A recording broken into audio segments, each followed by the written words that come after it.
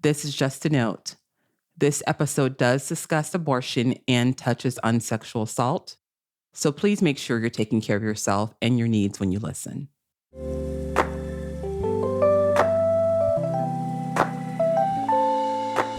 It is 2024, but sometimes the news feels like it belongs in a much earlier century, especially for women. We continue to fight for economic equality, even as layoffs and rising inflation increase our everyday struggles. Even though the murder of George Floyd in 2020 brought to the forefront issues of police brutality against people of color, little has changed.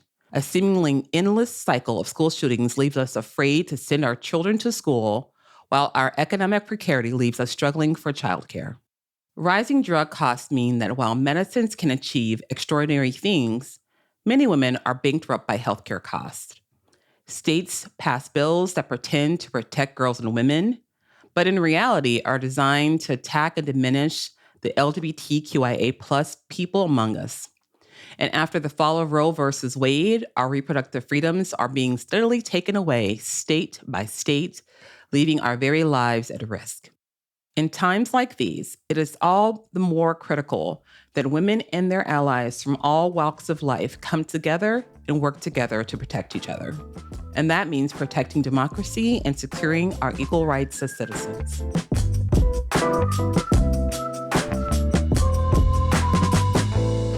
Welcome to Feminism Now, featuring leaders and activists who are on the front lines of the fight for constitutional equality, economic justice, and reproductive rights. I'm Christian F. Nunez, the president of the National Organization for Women, and the theme of season 2 of our show will be Women Leading Democracy.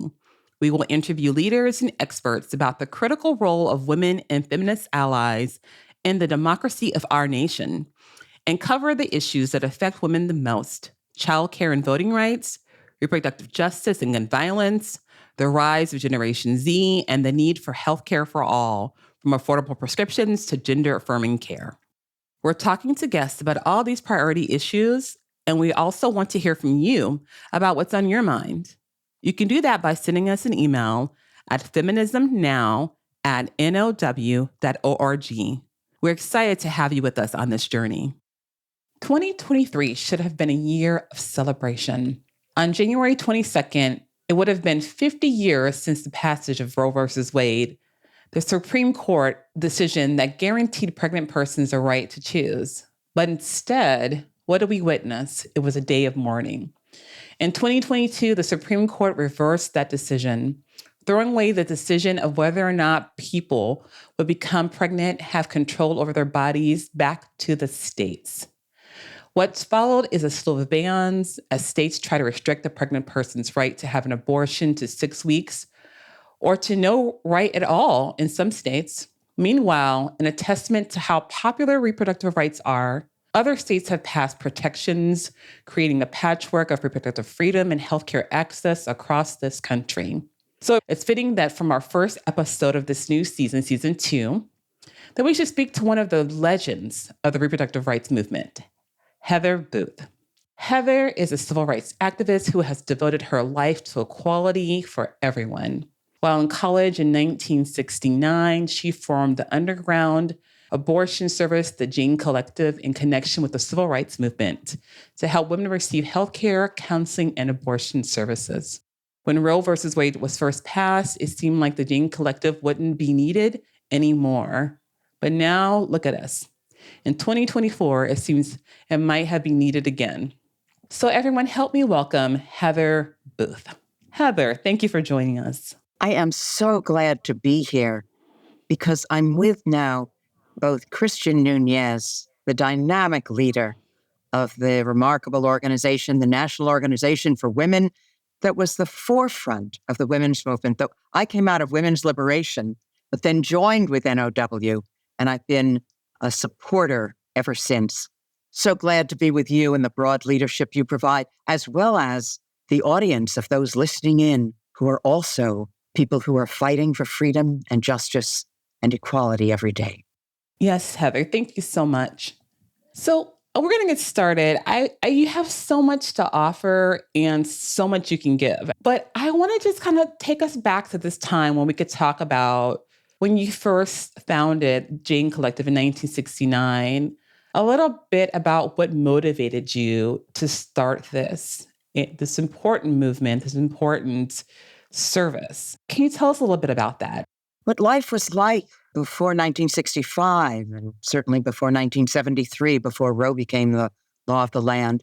There are unfortunately so many horror stories to share. There were septic abortion wards in many hospitals because women were dying. They either had done injury to themselves or were injured by someone, sometimes unscrupulous people, taking advantage of women or people who, because it wasn't legal.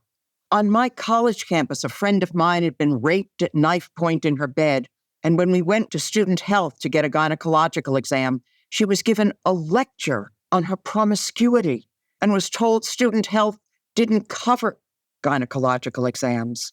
But because people organized, not only was Roe becoming the law of the land, but now, of course, student health would cover gynecological exams. And rather than being given a lecture, one would be given supportive care as well as safety security to see that it would be less frequent, more rare, that people might be raped and abused. In 1965, I had just returned from the Mississippi Freedom Summer Project. I was part of the Civil Rights Movement and the Student Nonviolent Coordinating Committee. We went to Mississippi. Many of you know the story, when Northern students were recruited to support courageous African Americans who were struggling for the right to vote. And during that summer, tragically, 3 of the young volunteers were killed at the hands of the Klan. But because we organized, even in that tragedy, within a year, we had a Voting Rights Act. And that's the basic lesson I learned, which is when you organize, you can change this world. And I particularly learned we need to organize with love at the center, building a beloved community. So I had returned from Mississippi. I was living in Chicago at the time, and a friend of mine told me his sister was pregnant and not ready to have a child, not sure what she would do. Was she even suicidal? And could I find a doctor to perform an abortion? I hadn't really ever thought about the issue before. It was a more innocent time, and maybe I was a more innocent person. And I said I would do what I could. So I went to the medical arm of the Civil Rights Movement, the Medical Committee for Human Rights, and I found a remarkable doctor, Dr. T.R.M. Howard. I made the arrangement with Dr. Howard, and I thought that was it. I thought he would take care of this one-time act for a friend. But after the procedure, which was successful, word spread from someone else, not from me, and I got another call. I made that arrangement with Dr. Howard, and then I got another call. And I realized we had to set up a system. And so I learned from Dr. Howard what was involved. You know, I had never had an abortion myself. I've never faced the situation, but I had to learn what was involved. What do you do beforehand? What do you do after? Is there any pain? What should we look out for? How much does it cost? Can we negotiate on the price? Oh, it's $500. Well, could we get 2 people in for the price of 1? Could we get 3 people for the price of 1? And more people started coming through.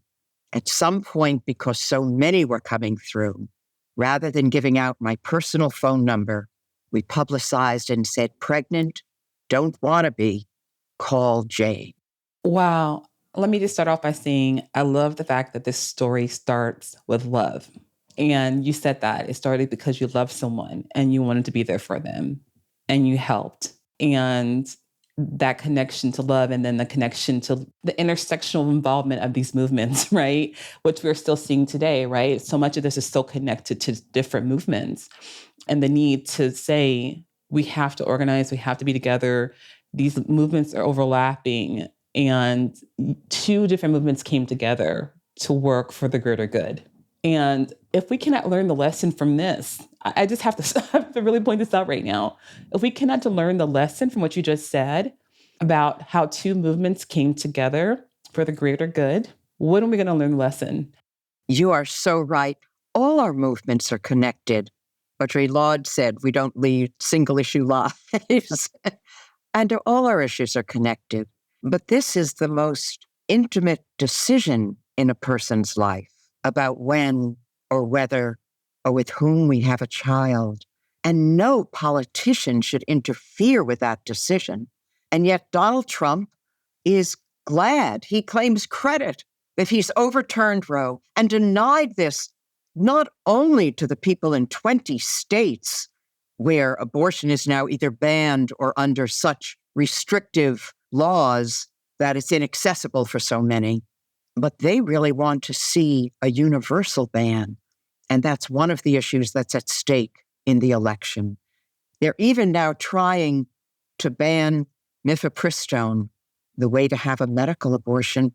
And they're having politicians and judges with no medical background to make a medical decision and say that the Food and Drug Administration can't make a determination that this very safe product that's been on the market for over 20 years can be available. And that's another case that's coming up before the Supreme Court. It's quite interesting how the politicization of reproductive rights has come up and how it, like you just said, people who have no earthly knowledge, no medical background, don't even really have the knowledge of even how the anatomy works, right? Some of the things they're thinking, even some of these bans, you think about them, and they're criminalizing women for having miscarriages, things their bodies cannot control. And they're making these decisions not because they care, not because they really truly value life, because it's politicized, because they want to control, they want power. It puts them in a position of power. And that's all it's really about. Like you said, Donald Trump is out there and he's sitting there claiming something because of how he's politicizing it to put himself in a position. He doesn't care about the impact. He doesn't care of the harm. You are so right that this has become politicized. When I was first active on the issue in the 1960s, it wasn't a partisan political issue, but it has become partisan.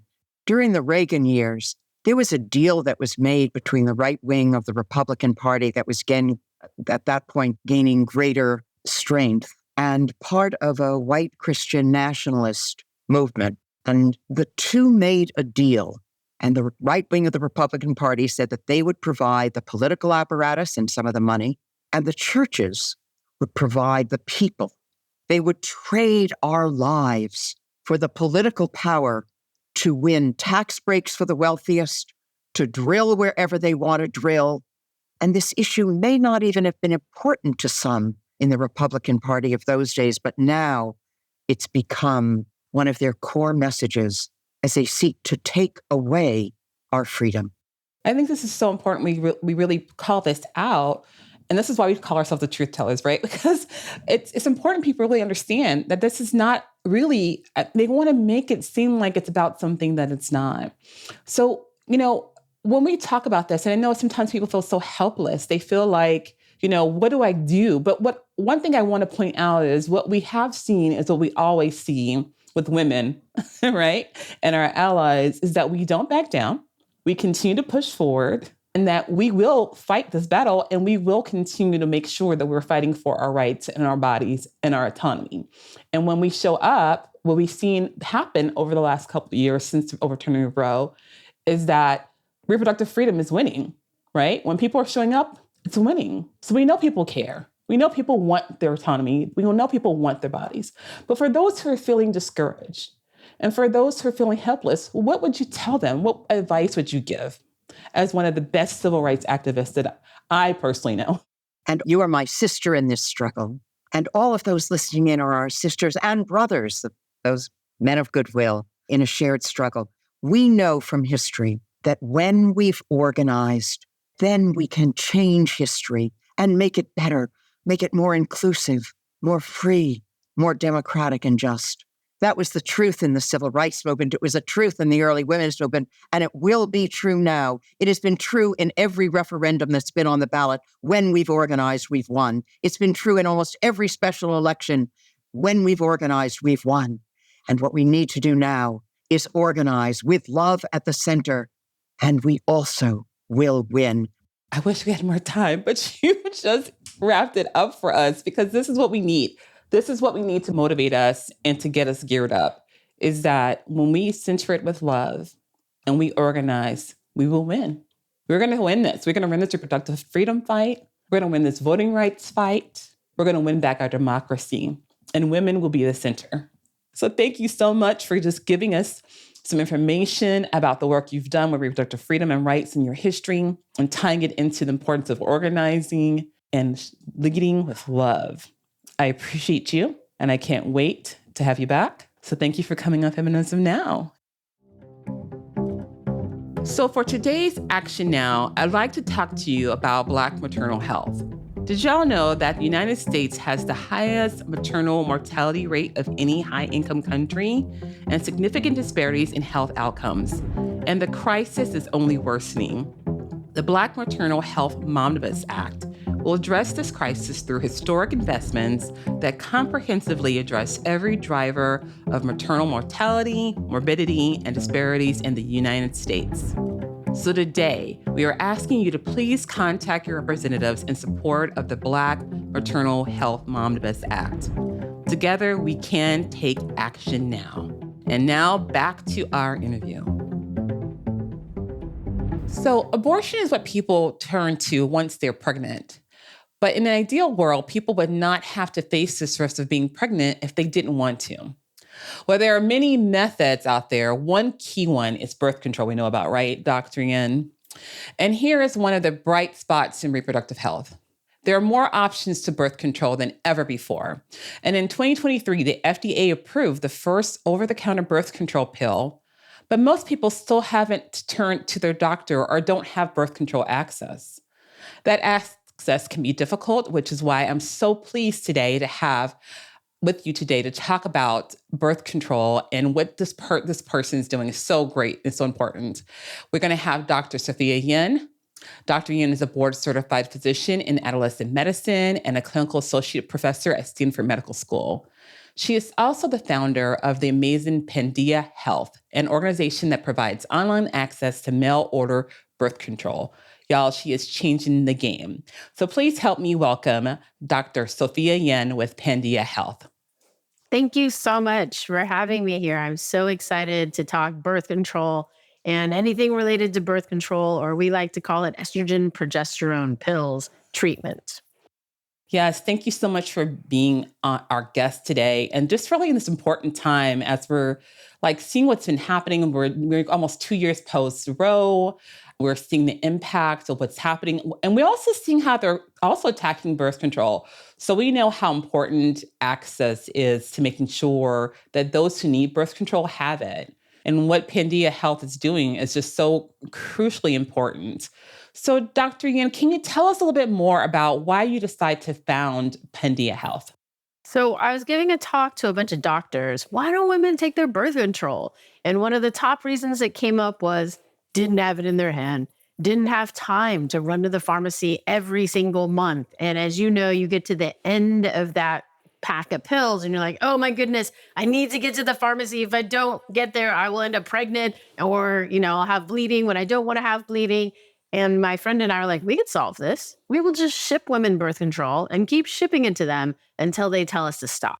And then we ran ads, free birth control delivery. And 60% of the women that responded didn't have a prescription. And it's like, don't you know you need a prescription for the birth control pill patch ring? And being a doctor, I could write prescriptions. And thus Pandia Health was born. If you have a prescription and insurance, just tell us where it's at. We'll ship it. We make sure you never run out of birth control in our watch. That's our goal. You pay us nothing. Thanks to the Affordable Care Act, no copay, no deductible for any FDA-approved birth control. Wow, that is so important. And I also love the fact that you're able to really make sure that people are able to get that birth control for free of no cost, because we know people sometimes, those on the poverty line also have problems paying for birth control. So be able to use the Affordable Care Act and be able to access birth control of no cost to them is so critically important to making sure we're having economic equality and equity, right, in this process. Absolutely. And then we also have the Pandia Health Birth Control Fund, to which people can donate, but people can also apply to cover the birth control pill. We don't cover the patch or the ring because those are crazy expensive. And if we did, then we'd run out of money. Well, I thank you for bringing it up. When I was going into your website, I noticed the Pandia Health, Emergency Birth Control Fund. And why I love that is it really is helping bridge that gap for those who really can't afford it. Sometimes some people say, well, $15 isn't a lot, but for some people, that is a lot of money, right? To pay that extra $15. That is a meal or that is a bill for some, right? But they also need to make sure that they are preventing pregnancies, and they should have that right. They should have that right to be able to say, I don't want to extend my family, but I also need to pay these bills, right? We shouldn't have to choose. So tell me, what is your hope that you hope will come out of Pandia Health? What would you hope the impact will be? Well, the main reason is no one runs out of birth control on our watch to the best of our ability. But I realized that we're bringing, UCSF Stanford better than UCSF Stanford care to wherever you have internet and a mailbox. As a woman of color, I realized what we were taught at major medical institutions. Great if you're a Caucasian female that wants to bleed every month. However, if you're of Asian or Black descent, spoke to my fellow Asian and Black doctors, I'm like, oh yeah, that drug that we're teaching everybody to prescribe everywhere does not work for our people. And so given that I dedicated the past 8 years of my life just on birth control, and then I have MIT, UCSF, Stanford background, I took a spreadsheet, took all the birth control pills, ranked them from most likely to make you bleed, least likely to make you bleed, most likely to give you munchies, least likely to give you munchies, most likely to give you acne, least likely to give you acne. Took what I learned from the academic centers, put that in, and then fixed it for the side effect that we were seeing in people of Asian and Black descent. And so rather than you having to try 3 different birth control pills until you find the one that works for you, we have 95% of our first timers really happy with that first birth control pill that we have.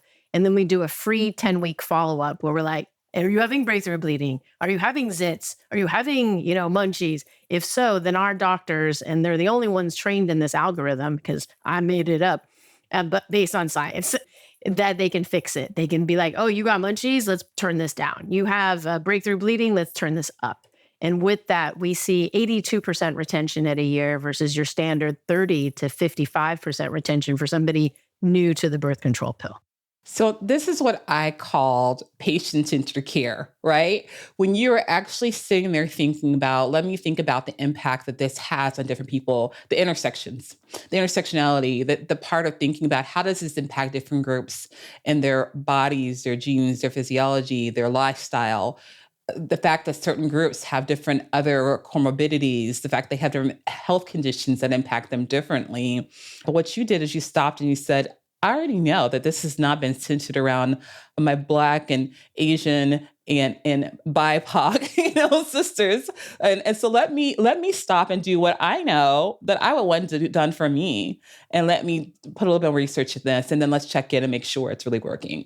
So when we think about this a little bit more, I also want to know, when we talk about post-Roe world, what do you feel like your role of Pandia Health and other organizations are going to be in post-Roe? We don't plan on being post-Roe forever, but while we are here, what do you feel like your role is in other organizations? What we saw happen was a 3x increase in the demand for getting your birth control delivered, in starting birth control. And it wasn't just in Texas where we would expect that to happen, but also New York, which I was like, you have pharmacies on every corner. Why do you need me? Pandia Health's role is to bring birth control wherever you have internet and a mailbox, to bring expert care. We've launched menopause, and there's only 1,300 menopause society certified practitioners in the entire country for the new 1 million women each year that are going through menopause. And we happen to pick up 2 of those experts, and they're leading our team for menopause. So our role is to provide the ability to prevent unplanned pregnancy with the pill patch ring. Though again, it's most important for long-acting reversible contraceptives if you can get access to that. We can't provide that, obviously, online. But until you're ready for that, we're here for you. And we also do provide emergency contraception, which is not medication abortion. It's if the condom popped, or God forbid you were sexually assaulted, or you didn't take your pills and you had sexual relations, heterosexual relations, then you can take a medication up to 5 days after that to decrease your risk of pregnancy. But better to be on long-term birth control than to use this, but you got nothing, better something than nothing. Well, as you brought it up, let's talk about a little bit about, the Plan B, or I should say FDA approved over-the-counter birth control pills, if so be it, you were to forget to take it and had concern of pregnancy. How do you see birth control being affected with FDA approval of that? And also what we're seeing happen as we go through with some of these abortion bans that are occurring? Yeah, so I'm very concerned. I'm excited that one birth control pill out of the 40 different options is going over the counter. But if you're currently on a birth control pill patch ring, do not be like, oh, there's one over the counter, I'm just going to switch to that one. Not all pills are created equal. There are 40 different birth control pills, and the one that is going over the counter was approved in 1975, I believe, and taken off market in 2003. Not because it was bad, evil, or did anything, but it just wasn't as good. And so everything else that a doctor can prescribe you beats what is going over the counter. But what's going over the counter is the best thing you can get over the counter. But if it were me, my daughter, my friend, my patient, I would say go see a doctor if you can. Go see somebody that can prescribe you. Go see somebody that can give you at least the 40 different options. If not, if in person, then you could also add the implant, the IUD, and the shot. But if you got nothing else, yes, what's going over the counter is good. But the other part, know that it's a progesterone-only pill. If you take it 3 hours late, you're at risk of pregnancy. And who hasn't taken stuff 3 hours late? The movie ran long. You saw Barbie or Oppenheimer or, the latest movie and you ran 3 hours late, or your soccer practice, or you fell asleep and you forgot. If you are 3 hours late on this new over-the-counter medication, then you will need emergency contraception if you had sexual relations in the past 5 days. Or if you intend to have sex, you have to hold off for at least 2 days while that hormone gets up to the level to prevent pregnancy. And I fear that this will not be communicated to the public. So it's our job as people involved in public health, preventing unplanned pregnancy, to educate that what's going over the counter is the best you could get over the counter. Have some emergency contraception around. And I would advise Ella, the prescription emergency contraception, over Plan B, because Plan B, if your BMI is 26, and my BMI is often 26 if I eat some extra dessert, or it doesn't work so well. Plan B and its generics do not work so well if your body mass index is 26 or greater. If your BMI is 30 or greater, it does not work at all. And Ella works up to a BMI of 35. If your BMI is 35 or greater, then your only option is an IUD, which can be used for emergency contraception, but you got to get in a doctor's office or the ER. What did I tell y'all? Did I tell y'all we have the truth tellers on Feminism Now, or do we have the truth tellers on Feminism Now? Dr. Sophia, this has been so enlightening. This has been so helpful for our listeners. This has been helpful for all of us. This is information I want to share with the young feminists in my lives and those who are still, needing birth control, But I just think it's so important. Because a lot of times, like you said, they don't tell us this. Thank you. Thank you so much for what your team, you are doing. Thank you, Dr. Sophia Yin. Thank you, listeners, for coming back for season 2. We are looking forward to bringing you interviews with wonderful guests this year, the feminists who are leading democracy. This podcast, Feminism Now, is a production of the National Organization for Women and Vox Topica. I'm Christian F. Nunez, NOW's national president. And if you like what you hear, please go to now.org, read up on our core issues and our approach to advancing women's equality, and get involved. We'd love to hear from you. Send your thoughts to feminismnow@now.org. Thanks for listening, and we'll see you soon.